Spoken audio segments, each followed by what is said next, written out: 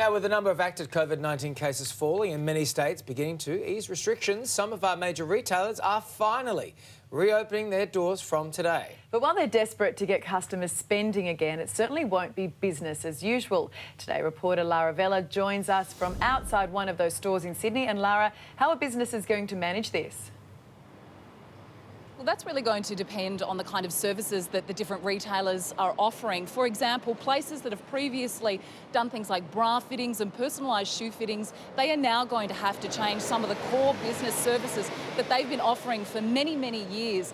But for places like Apple stores, which are opening right across Australia today, the biggest changes that customers are going to notice is from today there's now going to be a limit as to how many people can be in the store at one time. And anyone that's been to an Apple store knows that it's generally standing room only. That's going to be one of the biggest changes. In addition to that, they will also be introducing temperature checks, and you can expect the new norm to be hand sanitisers on arrival and cashless payments. So from today, these are going to be some of the biggest changes that Australian retailers have ever had to face. 1960s Australia, a time when the only way you could see the latest trends was a trip into town.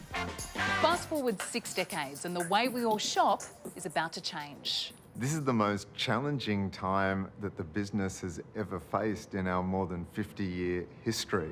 Justin Levis is one part of the family operation behind Australian fashion label Cue.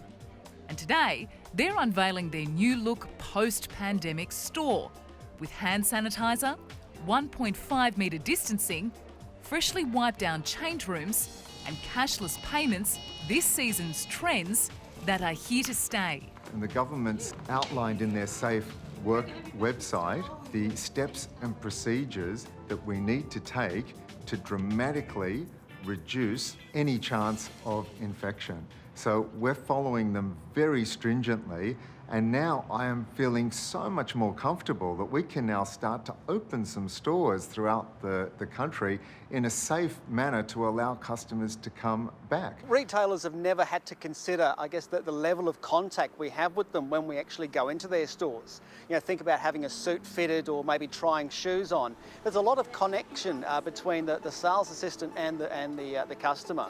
All of that will need to change to almost zero contact. From today, Apple stores will reopen across the country. So too bedding and homewares brand Adairs, while Big W will reintroduce extended late-night trading. And tomorrow, Myer will open a range of its Queensland stores, including Chermside, Townsville and Toowoomba, plus Bankstown and Liverpool in Western Sydney on Saturday. Over at Shoes and Socks, a store that gets so busy before back to school you have to take a ticket to get in, staff must now practice social distancing but also offer personalised shoe fittings. They need to make sure that for every appointment they are wearing gloves. The parent and the child understand what is expected of them in terms of putting try-on socks on, minimal points of contact. And then they also have to constantly be cleaning and sanitising anything that's touched throughout the day. So it's a huge amount of extra work for the store teams. And for a store that would normally have 70 people inside at one time, now allowed just 10, customers will need time to adjust. Loyal customers, regular customers will find it very different. I think everyone understands that we're doing this because we want to get through this as well as we can. And so I'm sure our customers will jump on board, but it definitely will take a period of learning. The big question now, once stores do reopen, will enough customers come back? We have taken the step to now open 17 stores in Cue across Australia, and let's take some baby steps to see what we can do to get customers back. Many consumers are probably more concerned about job losses, how they're going to pay the rent or the mortgage. I think the last thing shoppers will be looking at is maybe a new pair of boots for winter or a new winter coat. It's certainly going to change, isn't it? Yeah. But it'd be nice to get It's back strange to into see the an Apple shops. store slightly empty.